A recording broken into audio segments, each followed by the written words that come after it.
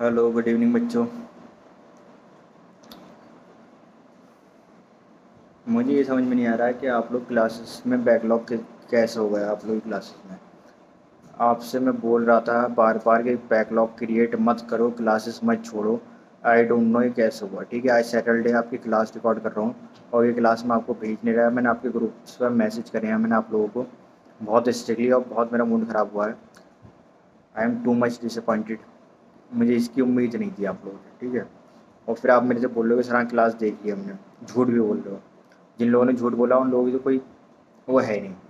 पता तो नहीं चल जाता है। फ़ोन पे मैंने बात करी, आप लोगों से डाउट पूछे, क्वेश्चन पूछे, आप लोगों से आंसर नहीं हुए, पता चल गया। फिर आप लोगों ने मानी अपनी गलती। इसलिए मेरे से खेलने से अच्छा ये है कि आप सच बता दिया करो। ठीक है, और जो लोग कोचिंग पे रुक कर क्लासेस नहीं देख रहे हैं, उनसे मैंने बोल दिया है सेंटर पर ही रुकेंगे वो लोग, और वहीं बैठ कर क्लास देखेंगे जब भी वो घर वापस जाएंगे। जितना मैं आपके साथ फ्रेंडली था, आप लोग की समझ में नहीं आ रही थी। और ये जो मेरे ये लोकल बैच वाले भी हैं, ये भी नहीं देख रहे हैं क्लास, इनकी भी कोई कॉल मैसेज नहीं आ रहा है। ठीक है, तो आज सैटरडे की क्लास मैं आपको भेज नहीं रहा हूँ। संडे क्लास, संडे जो टेस्ट था आपका, वो होगा टेस्ट आपका। मुझे नहीं पता आप कैसे दोगे, मुझे उसमें नंबर पूरे चाहिए। ठीक है, ऐसे हम सिलेबस तो बहुत पीछे हो जाएगा, और अभी सिलेबस बहुत बाकी है। नीट का पेपर देना है बेटा, आसान बात नहीं है। 11 12 क्लास तो हो जाएगा, लेकिन आगे कुछ करना है ना तो नहीं कर पाओगे। और यही वो रहा तुम्हारी लाइफ का। इसे चेंज करो, अपनी हैबिट चेंज करो। और ये पहली एक गलती है, इसलिए इसे छोड़ रहा हूँ ईजिली। 2 3 क्लास हुई हैं आप लोग की बैकलॉग, इसलिए सैटरडे आपको क्लास नहीं भेजी है। क्लास कंप्लीट करो अपनी, संडे में क्लास कंप्लीट करो, और प्लस टेस्ट दो। मंडे से बैक टू रूटीन वैसे ही। और मंडे में मैं दोबारा क्लासेस सुबह में भेज दूंगा। जिन बच्चों ने मुझे एक्सक्यूज़ दी कि सर आप सुबह में क्लास नहीं भेज रहे थे, इसके चक्कर में हमारी क्लास का बैकलॉग हुआ, तो मैं 3 4 क्लास एक्स्ट्रा रिकॉर्ड करके रखूँगा। आपको टाइम पर क्लास मिल जाया करेगी। ठीक है, हमने क्लास 11th के पोर्शन कवर कर लिया था अपना। मॉर्फोलॉजी, ठीक है, living world, animal tissue, cell the basic unit of life, and living plant kingdom. और ये तो तुम लोगों को हुआ था, जो मेरे बैच वाले हैं। और सेंटर वाले बच्चों का सेल साइकिल, सेल डिवीजन हो गया, डाइजेशन हो गया, एंड एनाटॉमी हो गया। ठीक है, बायोमोलिक्यूल की 2 3 क्लासेस हुई थी। ठीक है, तो ये तुम लोगों का है। अब ये तो 11th हमने पार्ट कवर कर लिया था, लेकिन अब बच्चों के टेस्ट पेपर वगैरह भी आ रहे हैं, तो इसलिए मैं क्लास 12th का भी वो कर रहा हूँ स्टार्ट। क्लास 12th में आपका चैप्टर है रिप्रोडक्टिव हेल्थ। क्या चैप्टर है बेटा? Reproductive health. ठीक है, इसका इंट्रोडक्शन किस बेसिस पे दिया हुआ है? अगर आप अपनी एनसीईआरटी पढ़ोगे, जो बच्चे 11th के हैं और वो इस क्लासेस को देख रहे हैं, तो प्लीज़ एनसीईआरटी लेकर बैठें। और बिल्कुल ज़ीरो लेवल से पढ़ा रहा हूँ, कुछ अलग नहीं कर रहा। क्लास 12th की पहली यूनिट है जिसमें 4 चैप्टर हैं। ठीक है, 4 चैप्टर में से ये 4th चैप्टर है हमारा, रिप्रोडक्टिव हेल्थ। ठीक है, इसके नाम से क्लियर है कि आपको समझ में आ रहा होगा कि किस जगह के बारे में बात करनी है, हमें किस चीज़ के बारे में बात करनी है और किस चीज़ के बारे में इसमें समझाया जा रहा है। ठीक है, रिप्रोडक्शन। ठीक है, रिप्रोडक्शन तो आपको पता ही है क्या होता है, नॉर्मली इसे पढ़ाने की ज़रूरत नहीं है, बट ये है कि इस चैप्टर को पढ़ने के लिए आपको सबसे इम्पोर्टेंट क्या होता है कि अपनी एक लिमिट, एक सभ्यता,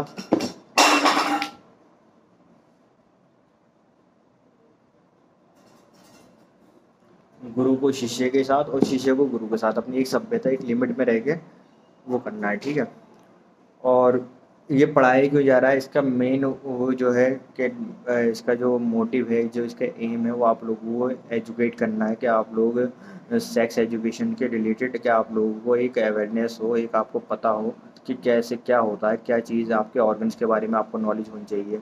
ठीक है, आपके अपने पर्सनल प्राइवेट पार्ट्स के बारे में नॉलेज होनी चाहिए। ठीक है, और ये सारी चीज़ें जानने का आपका जन्मसिद्ध अधिकार है, आपको पता होना चाहिए। कोई ऐसी इसमें कोई शेमलेस या कुछ ऐसा कुछ है नहीं कि जिसमें आपको कोई दिक्कत हो। नॉर्मल सी चीज़ है, और इतनी बड़ी चीज़ नहीं है, तो थोड़ा इस चैप्टर में थोड़ा कोऑपरेट करें, और बाकी एक लिमिट्स में। ठीक है, और इन चैप्टर्स को सीरियसली लें, क्योंकि ये चैप्टर्स ऐसे हैं जो आपकी इन प्रैक्टिकल लाइफ भी यूज़ होंगे। कैसे? आपको जब नॉलेज नहीं होगी चीज़ों की तो बेकार है। आपकी आधी नॉलेज, मैं हमेशा बोलता हूँ कि किसी भी चीज़ की आधी नॉलेज बहुत हार्मफुल होती है। किसी भी चीज़ की हाफ नॉलेज हार्मफुल है, ठीक है। इसलिए चैप्टर स्टार्ट कर रहे हैं आज। क्लास 12 का ये हमारा पहले ही चैप्टर है दोनों बैचेस में, ठीक है। जो जो बैचेस मेरे से कनेक्टेड है, जिन जो ज्वाइंट्स हुए हुए मेरे से, उनका अभी तक क्लास 12 स्टार्ट हुआ नहीं था, बट अब क्लास 12 स्टार्ट कर रहे हैं। वन ऑल्टरनेट करा करेंगे, एक चैप्टर 12 का, एक चैप्टर 11, एक 12 एक 11, ठीक है। या फिर ऐसा कर लिया करेंगे, पहले 2 चैप्टर 11 के कर लिए, फिर एक चैप्टर 12 का कर लिया। 12 का सिलेबस कम है, 11 का ज़्यादा है, ठीक है। और क्या बताना था मुझे, एक चीज़ और बतानी थी आप लोगों को, भूल रहा हूँ मैं। ये चैप्टर भी हम 3 या 4 दिन में ख़त्म कर देंगे, मोस्ट प्रोबेबली 4 दिन में ख़त्म हो जाएगा चैप्टर। ज़्यादा इतना लेंथी चैप्टर है नहीं, बट नॉलेज वाइज बहुत इंपॉर्टेंट है, ठीक है। और इसमें आपको इंटरेस्ट भी आएगा, स्पेशली लड़कों को, ठीक है। बेटा इंट्रोडक्शन में जब हम पढ़ेंगे तो इंट्रोडक्शन में 1951 का एक वो है, डिस्कशन हुआ है कि 1951 में family planning was started by Indian government. आज जो हमारी पॉपुलेशन सबसे ज़्यादा किस कंट्री में मिलती है हमें, चाइना में। चाइना के बाद दूसरे नंबर पे कौन आता है, इंडिया, ठीक है।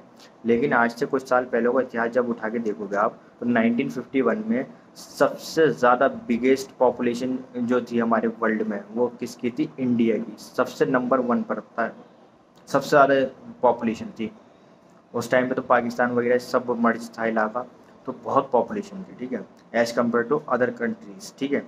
उनकी पॉपुलेशन हमारे सामने कुछ नहीं थी, ठीक है।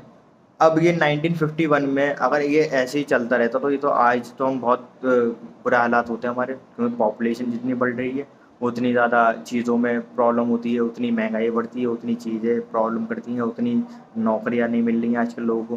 क्यों? क्योंकि यही रीज़न है इसका एक, नौकरियां हैं 100 और कैंडिडेट हैं 1000, तो किसको, कंपटीशन ज़्यादा है, तो उसके बेसिस पे ही। ऐसे ही इसमें नीट में 22 लाख बच्चे बैठते हैं, 22 लाख में से सिलेक्ट कितने होते हैं, 1 लाख 1.25 लाख। बाकी सब, बाकी 3-4 लाख प्राइवेट में चले जाते हैं, और बाकी सब वापस रिपीट ड्रॉपर।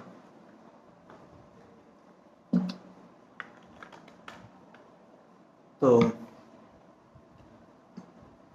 1951 में ये पहला ऐसा था, फैमिली प्लानिंग स्टार्ट हुई थी इंडिया गवर्नमेंट के द्वारा, ठीक है। इन्होंने क्या करा, अब वो आगे धीरे धीरे इस चैप्टर का जो मोटिव है वो समझ में आता रहेगा।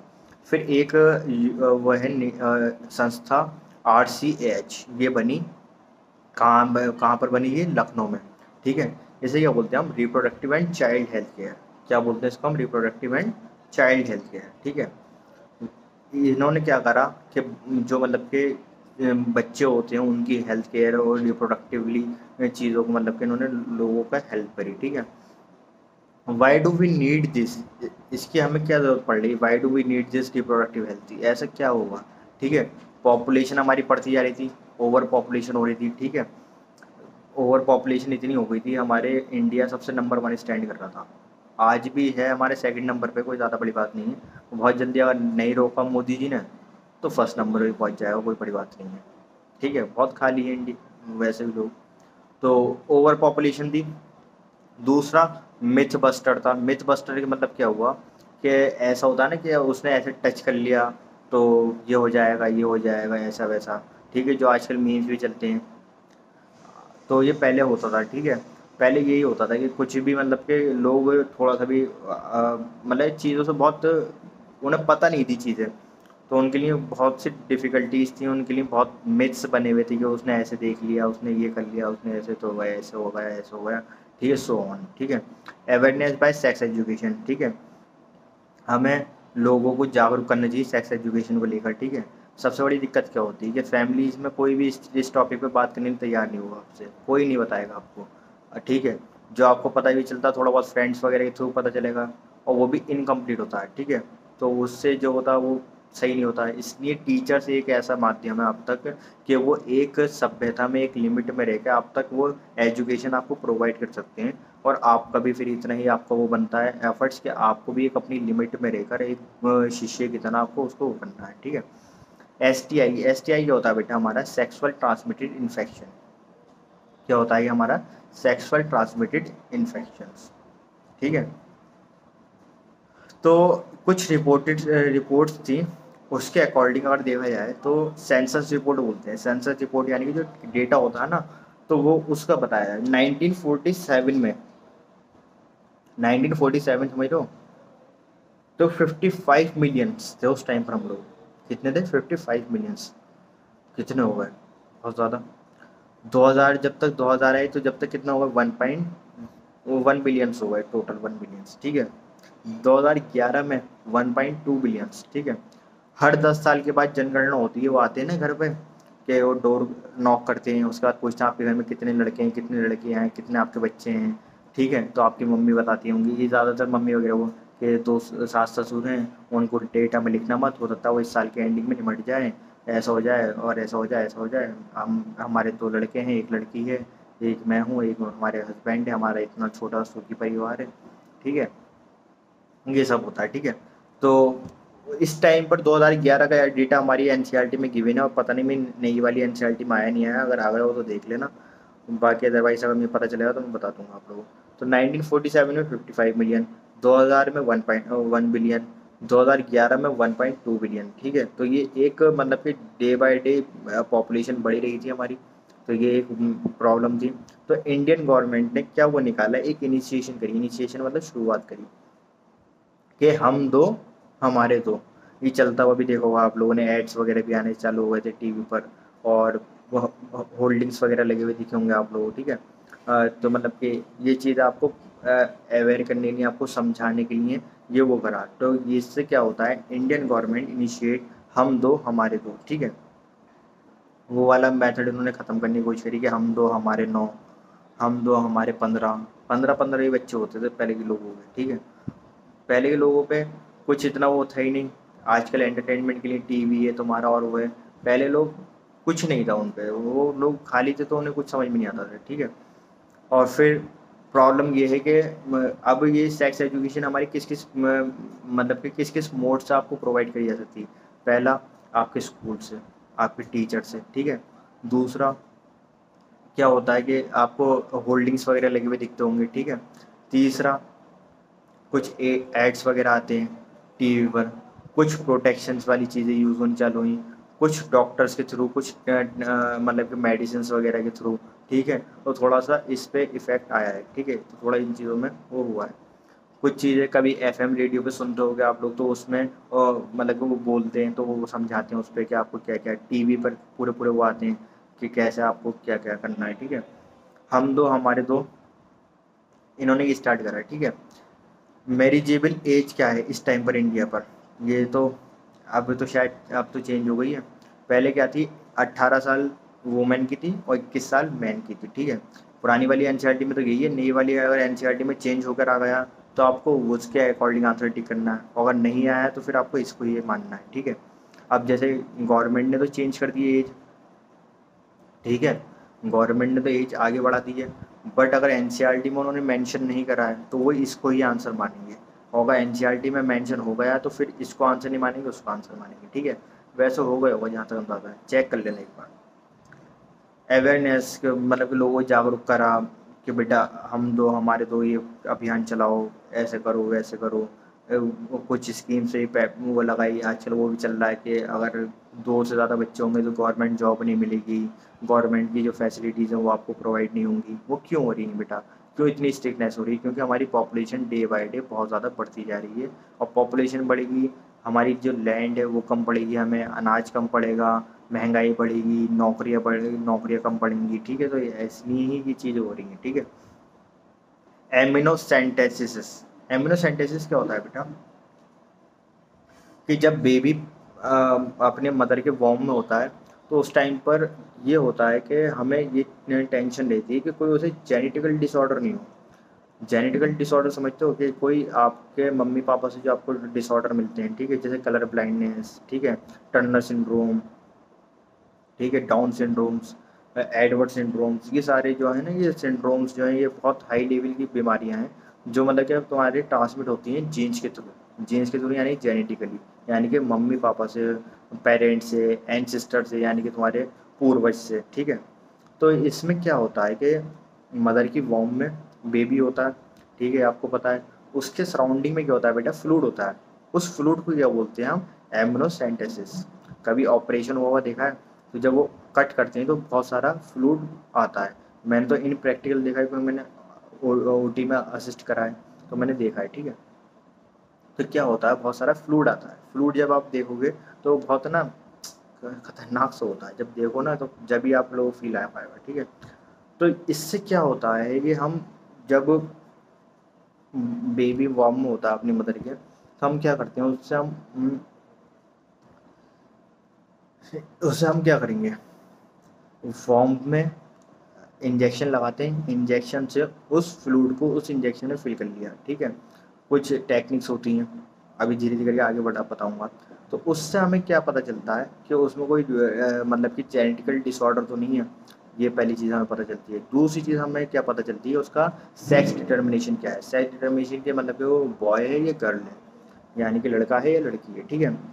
ये जो टेक्निक बनाई गई थी साइंटिस्ट द्वारा, वो इस पर्पज से बनाई गई थी कि जो हमारी मदर की वॉर्म होती है, जो स्टार्टिंग एम्ब्रियोनिक स्टेज होती है बेबी की, फीटस की, तो हम उसके बारे में पता कर लेते थे कि उसे हम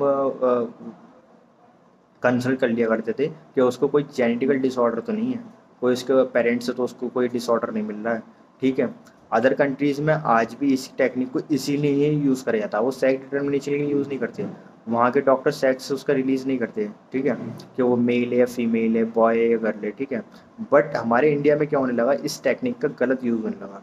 वो लोग इसलिए नहीं कराते थे कि उन्हें ये पता करना है जेनेटिकल डिसऑर्डर है या नहीं है, वो लोग इसलिए कराते थे कि वो बॉय है या गर्ल है, यानी कि लड़का है या लड़की है। और अगर लड़की निकलती थी तो लोग वहीं के वहीं अबॉर्ट करा दिया करते थे, ठीक है। तो ये चीज़ ना हमारे इंडिया में बहुत ज़्यादा एक प्रॉब्लम बन गई थी, तो उसके बाद हमारी गवर्नमेंट ने क्या करा, इसको जो बैंड कर दिया, ये इलीगल है, ठीक है।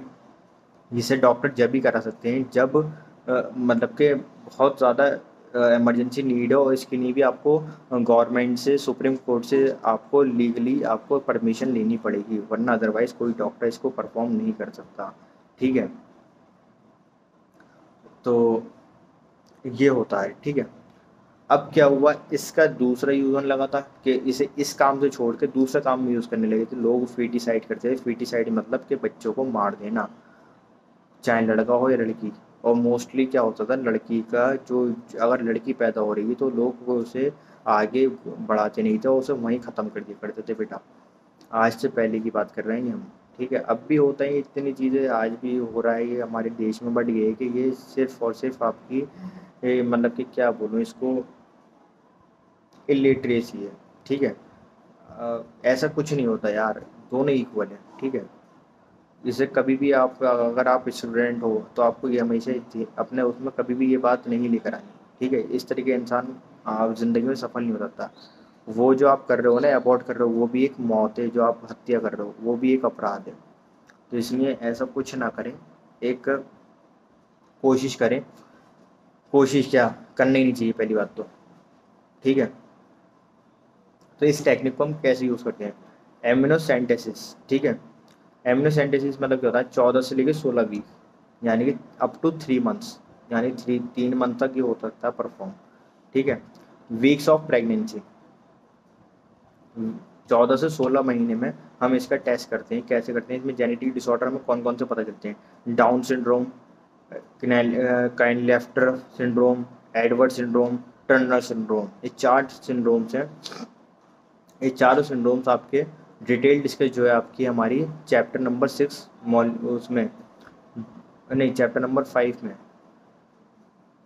प्रिंसिपल ऑफ इनहेरिटेंस एंड सेग्रीगेशंस, ठीक है। यानी कि जो हमारा मेंडल वाला चैप्टर है ना, उसमें मिलेगा, ठीक है। वो जेनेटिक्स जो है हमारी सेकेंड यूनिट, उसमें इस सब के बारे में पढ़ेंगे हम, down syndrome, Edward syndrome, Turner syndromes, ठीक है।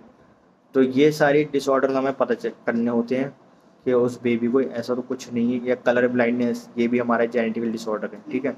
जेनेटिकल डिसऑर्डर मतलब क्या होता है कि जो बेटा हमारे जीन्स में प्रॉब्लम होती है, जीन्स में डिफेक्ट होता है, ठीक है। समझ रहे हो, जीन्स में अगर डिफेक्ट है ना तो वो होता है, ठीक है। फिर इसे क्या बोलते हैं, क्लेफ्ट पैलेट। क्लेफ्ट पैलेट मतलब समझते हो, क्लेफ्ट पैलेट मतलब क्या था, मॉर्फोलॉजिकल डिसऑर्डर। मॉर्फोलॉजिकल डिसऑर्डर का मीनिंग क्या हुआ कि बेटा कभी वो देखा है कि किसी की ना नाक ना ऐसे होती है, किसी का होठ ये ऐसे होता है ऊपर को उठा हुआ इस तरीके से, ठीक है। और यहीं से सांस वास, और वो जब बोलते हैं ना, वो जो चीज़ बोल रहे होते हैं वो समझ में नहीं आ रही होती, ठीक है। ये ना नाक से चिपका होता है इस तरीके से कुछ ऐसा, अजीब सा होता है, ठीक है। तो उसमें क्या होता है बेटा, उसे बोलते हैं हम क्लेफ्ट पैलेट। मॉर्फोलॉजिकल डिसऑर्डर यानी जो हमें सामने से दिख जाता है। मॉर्फो मीन्स के हमारा एक्सटर्नल नहीं है। ये जो है down syndrome, Turner syndrome, Edward syndrome, ये क्या है बेटा, इंटरनल है, ठीक है। बट ये जो है हमारा क्लेफ्ट पैलेट, ये क्या होता है बेटा, बाहर से दिख जाता है हमें, एक्सटर्नली हमें शो हो जाता है कि उसका ऐसा, कि उसका होठ ऐसे चिपका हुआ है, ये वो। तो ये इसे क्लेफ्ट पैलेट को हम क्या बोलते हैं, कि क्यों होता है, इसे बोलते हैं हम फॉलिक एसिड की वजह से। फॉलिक एसिड इसका मेन रीज़न है। फॉलिक एसिड कौन सा होता है हमारा, B9, ठीक है। तो ये हमें कैसे पता चलता है, इसके लिए हमें क्या कराना होता है, अल्ट्रासाउंड। अल्ट्रासाउंड में हमारी अल्ट्रासोनिक वेव्स होती है, उससे हमारे पकड़ में आता है क्लेफ्ट पैलेट, ठीक है। तो स्टार्टिंग में ही जब आप डॉक्टर्स के पास प्रेग्नेंट लेडी जाती है, तो हमेशा क्या करती है, वो हमेशा क्या प्रिस्क्राइब करते हैं उन्हें। कभी भी प्रेग्नेंट लेडी का प्रिस्क्रिप्शन देखोगे तो उसमें 3 चीज़ें ज़रूर मिलेंगी। आयरन के कैप्सूल्स, कैल्शियम, विटामिन्स। क्योंकि ये जो होता है क्लेफ्ट पैलेट, ये जो मतलब कि होठ ऐसे उठ जाता है, ये किसकी कमी की वजह से होता है, ये हमारे फॉलिक एसिड की कमी की वजह से होता है। तो इसलिए जब उसे अल्ट्रासाउंड में दिख जाता है डॉक्टर को, तो वो जब भी आपको ये एडवाइस कर देती है कि आप इमिडिएटली प्रोटीन लेना चालू कर दें, कैल्शियम खाना ज़्यादा चालू करें, आयरन की चीज़ ज़्यादा यूज़ करें, ठीक है। उसके अकॉर्डिंग ही वो दवाइयाँ भी लिखते हैं। और हमेशा जब तक ये आपका प्रेगनेंसी पीरियड चलता है, तो उसमें क्या होता है कि आपको, हर डॉक्टर आपको ये ज़रूर प्रिस्क्राइब करेगा, आयरन की टैबलेट्स, ठीक है। देन आयरन की टैबलेट्स के बाद कैल्शियम की, कैल्शियम के बाद विटामिन्स। और यही दवाई चलती है प्रेगनेंसी में, इसके अलावा और कोई दवाई नहीं चलती है, ठीक है। कोई ज़्यादा ही बड़ी इशू होता है, जब पेन वगैरह कुछ हो होती तो जब वहाँ पर दवाई चेंज वगैरह की जाती है, वरना अदरवाइज़ कुछ ऐसा नहीं होता, कोई ज़्यादा खास इसका प्रिस्क्रिप्शन नहीं होता, ठीक है। होती है मतलब कि केसेस पर डिपेंड करता है, जिस तरीके का केस होता है उसके अकॉर्डिंग डॉक्टर को प्रिस्क्राइब करना होता है, ठीक है। तो जैसा केस है उसके अकॉर्डिंग वो प्रिस्क्राइब।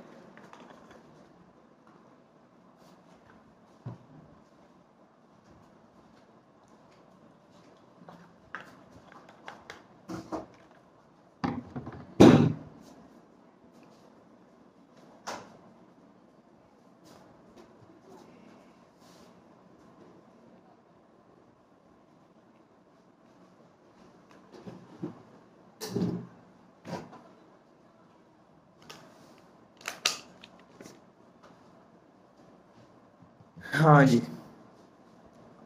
तो ये समझ में आ गई क्यों होता है, इसे क्या बोलते हैं हम, इसे टेक्निकली क्या बोलते हैं हम अपनी लैंग्वेज में, इसे बोलते हैं हम क्लेफ्ट पैलेट, यानी कि ये इस होठ का इस तरीके से चिपक जाना, ठीक है। इसे फेंक दे, ठीक है। तो ये किसकी कमी की वजह से होता है, किसकी उसकी वजह से होता है, फॉलिक एसिड B9, ठीक है। फिर मैंने आपको ये बता रखा है नेक्स्ट उसमें, कि हमारा एक ये वॉर्म बनी हुई है, एम्ब्रियो जहाँ बना हुआ है, ये दिख रहा हो, इस जगह ये एम्ब्रियो बना हुआ है, इसे बता रहा हूँ पहले मैं, ठीक है। ये अंदर बेबी अंदर है अपनी मदर के, ठीक है। उसके बाद लेयर्स होती हैं, अंदर क्या भरा हुआ है, फ्लूइड भरा हुआ है, ठीक है। हमने इंजेक्ट करा, इंजेक्शन से फ्लूइड उसमें फिल करा। जब हम इंजेक्शन से फ्लूइड फिल करते हैं तो उसकी क्या होते हैं, एमनियोटिक फ्लूइड के अंदर क्या आती है, उसकी स्किन सेल्स ऑफ फीटस, जो फीटस की स्किन सेल्स होती है ना, वो आ जाती हैं, ठीक है। अब जब वो आ गई, तो उससे हमें क्या क्या चीज़ें पता चल सकती हैं, जेनिटल डिसऑर्डर पता चल सकते हैं, और दूसरा उसका सेक्स डिटर्मिनेशन हो सकता है कि वो मेल है या फीमेल है, ठीक है। तो ये जो टेक्निक है, इसे बोलते हैं हम इन्वेसिव टेक्निक। ये दो टेक्निक खतरनाक है, ईजी नहीं होते, ना मदर के लिए ना उसके लिए। विड्रॉ एमनेटिक फ्लूइड, हम बाहर निकाल लेते हैं एमनेटिक फ्लूइड। उसमें क्या निकलती है, हमारी स्किन सेल्स होती हैं। स्किन सेल्स में क्या प्रेजेंट होता है, डीएनए। डीएनए की जब हम स्टडी करते हैं तो उससे हमें डिसऑर्डर पता चलते हैं, आइडेंटिफाई होते हैं, ठीक है। हमेशा याद रखना, ये एमिनोसेंटेसिस होता है, कुछ नहीं होता था बेटा, कि एक हमें वो पता चल जाए कि उसका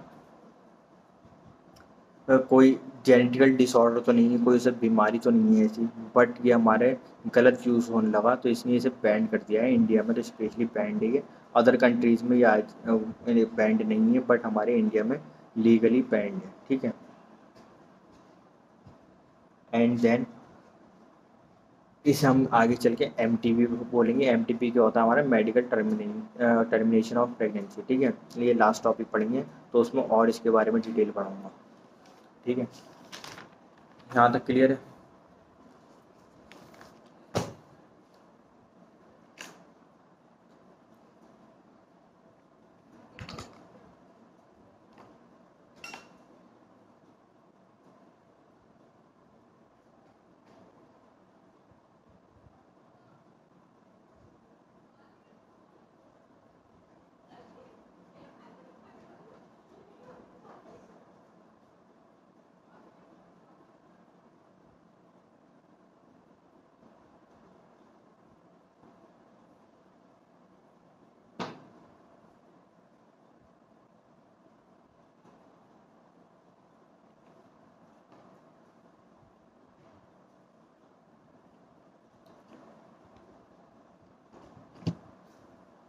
देन फिर इसके बाद हम बात करेंगे मेथड ऑफ कंट्रोल्स के कंट्रोल्स के मेथड क्या है हमारे, मतलब कि इसे क्या कर सकते हैं। तो हमारे डिवाइसेस आते हैं आईयूडी, ठीक है।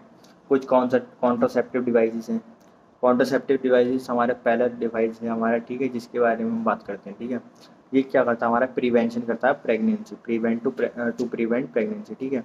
आइडल कॉन्ट्रासेप्टिव, आइडल कॉन्ट्रासेप्टिव का मीनिंग क्या हुआ कि जो चीज़ को हम यूज़ कर रहे हैं, जिस प्रोडक्ट की हम बात कर रहे हैं, वो हमारे लिए उसकी कुछ टर्म्स हैं कि वो हमारी कंडीशंस में आना चाहिए। एक तो चीप होना चाहिए, चीप यानी कि हमारे बजट में आना चाहिए, अफोर्डेबल होना चाहिए। ये नहीं कि ज़्यादा हाई रेट हो, तो वो हमारे इंडिया में नहीं हो पाएगा, ठीक है। सस्ता होना चाहिए, यूज़र फ्रेंडली होना चाहिए। यूज़र फ्रेंडली की जो आप खुद यूज़ कर सको, ऐसा नहीं हो कि आपको डॉक्टर के पास जाना पड़ रहा है या आपको किसी एक्सपर्ट की हेल्प लेनी पड़ रही है, ऐसा नहीं होना चाहिए। रिवर्सिबल होना चाहिए, मतलब कि ऐसा नहीं हो कि एक बार यूज़ कर लिया तो दूसरी बार यूज़ नहीं कर सकते, ठीक है।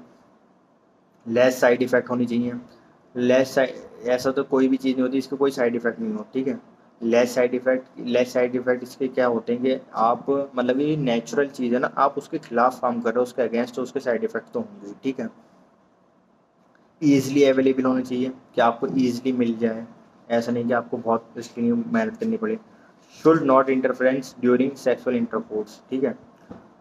और ऐसा होना चाहिए कि भाई जो उसका रिजल्ट पॉजिटिव रहे, जिस पर्पज़ से आप यूज़ कर रहे हो उस पर्पज़ से वो आपके लिए बेनिफिट रहे, ऐसा नहीं हो कि बेकार हो, ठीक है। नेचुरल मेथड सबसे इंपॉर्टेंट हमारा नेचुरल मेथड है, ठीक है। इसमें क्या होता है बेटा, पीरियोडिक एब्सटिनेंस, ठीक है। पीरियोडिक एब्सटिनेंस बोलते हैं या फिर इसको बोलते हैं रिदमिक मेथड। रिदमिक मेथड या फिर इसे तीसरा नाम क्या बोलते हैं हम, सेफ पीरियड। सेफ पीरियड क्या होता है इंटरकोर्स के लिए, आपके लिए जब आपका मेंस्ट्रुएशन साइकिल स्टार्ट होती है तो आपको ये पता होता है कि उसमें सारी चीज़ें बताऊंगा, ल्यूटेल फेस और प्रोलिफरेटेड फेस और आपका ओवुलेशन डेज, ठीक है। तो हमारा जो ओवुलेशन डे होता है वो कौन सा डे होता है, 14 डे होता है। साइकिल्स पे डिपेंड करता है, जिस टाइम की साइकिल्स होती है उसके अकॉर्डिंग, ठीक है। एक जनरल केस की बात कर रहा हूँ मैं। मंथ में हमारे कितने दिन होते हैं, 28 डेज या 30 डेज, ठीक है। अगर हम 28 के अकॉर्डिंग ले रहे हैं तो हम कह लेंगे ओवुलेशन डे 14। अगर हम 30 के अकॉर्डिंग ले रहे हैं तो फिर कह लेंगे ओवुलेशन डे 15, ठीक है। तो हमारा जो ओवुलेशन डे है वो क्या है हमारा 14, ठीक है। जो इसके जो 14 डेज से यानी कि 10 तारीख से लेके और 17 तारीख तक का जो ओवुलेशन पीरियड होता तो ओवुलेशन एक ही दिन है, 14 को, ठीक है। बट ये मतलब कि ओवुलेशन से पहले, बिफोर, और ओवुलेशन के बाद, आफ्टर, ये जो मतलब कि ये दिन होते हैं, मतलब कि ये डेज होते हैं, ये क्या होते हैं, रिस्की होते हैं। अगर इस बीच में अगर आपने इंटरकोर्स करा तो पक्का डेफिनेटली आपका लल्ला होने की चांसेस हैं, यानी कि प्रेगनेंसी होने के बहुत हाई रिस्क के चांसेस होते हैं। इसलिए बोलते हैं, डॉक्टर एडवाइस करते हैं कि ऐसे टाइम पर आपको अवॉइड करना चाहिए इंटरकोर्स, ठीक है। ये क्या कहलाता है हमारा फर्टाइल पीरियड, इसे क्या बोलते हैं हम, फर्टाइल पीरियड, ठीक है। ये याद रखना, अगर 14 डे ओवुलेशन है तो उसके ओवुलेशन से 2-3 दिन पहले के दिन और 2-3 दिन बाद के दिन, ये जो होते हैं ये जो 4-5 दिन होते हैं, ये क्या होते हैं हमारे हाई चांसेस होते हैं ओवुलेशन के, ठीक है।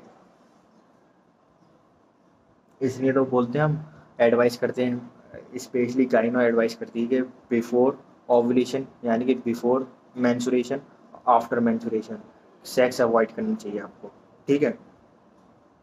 Find out the fertile period for a woman whose MC, MC means menstrual cycle, ठीक है, इज ऑफ 35 डेज, कि उसकी मेंस्ट्रुअल साइकिल क्या है 35 डेज की, ठीक है। किसी की 40 डेज की भी होती है, किसी की 28 डेज की, किसी की 25 डेज की, किसी की 15 डेज में भी होता है, ठीक है। बट वो थोड़ा डिसबैलेंस होता है, उसे आपको डॉक्टर से कंसल्ट करनी चाहिए। जो आइडल है आपके लिए वो क्या है 28 डेज, 25 से लेकर 30 के बीच में अगर आपका वो हो रहा है तो आपका सही चल रहा है मंथली, ठीक है। हर मंथ होता है एज नॉर्मल, पता है सबको, ठीक है। तो ये क्वेश्चन बना हुआ है, उसके बाद इसे सॉल्व कैसे करते हैं, आपको ये देखना है डे ऑफ ओवुलेशन किस में हो रहा है एंड नंबर ऑफ डेज कितने में, ठीक है, इन मेंस्ट्रुएशन साइकिल, ठीक है। हमें पता है कि नंबर ऑफ डेज कितने हैं हमारे 35, ओवुलेशन कितने कौन से दिन होता है हमारा 14, आइडल केस ले रखा हमने। 35 - 14 कितना है, 21st। तो 21st डे उसका ओवुलेशन होगा, तो उससे 2-4 दिन पहले और उसके 2-4 दिन बाद आपको सेक्स अवॉइड करना है। तो इसलिए क्या एडवाइस करी जाती है, the couple has to avoid coitus during fertile period. इसे क्या बोलते हैं, फर्टाइल पीरियड। अगर आप मतलब कि बोलते हैं ना, मेंस्ट्रुअल साइकिल से पहले अगर आप सेक्स करते हो, मेंस्ट्रुअल साइकिल के बाद सेक्स करते हो, तो उस टाइम पे बहुत हाई रिस्क की चांसेस होते हैं प्रेगनेंसी के। क्यों बोलते हैं ऐसा, क्योंकि उस टाइम पे ओवुलेशन जो होता है वो होता है, तो उस टाइम पे बहुत जल्दी फर्टिलाइजेशन का चांसेस रहते हैं। ठीक है। और जो इनफर्टाइल कपल होते हैं उनको एडवाइस करी जाती है कि आप इस टाइम पर सेक्स करें, जिससे कि आपका फर्टिलाइजेशन हो। ठीक है।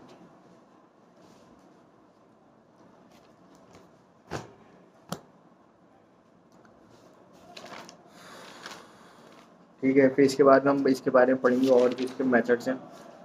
लैक्टेशनल एक मेथड, एक क्वाइटस इंटरपेटस है, एक बैरियर मेथड है, female femidoms, vaults, chemical method, IUDs, इन सब के बारे में पढ़ेंगे नेक्स्ट क्लास में। ठीक है।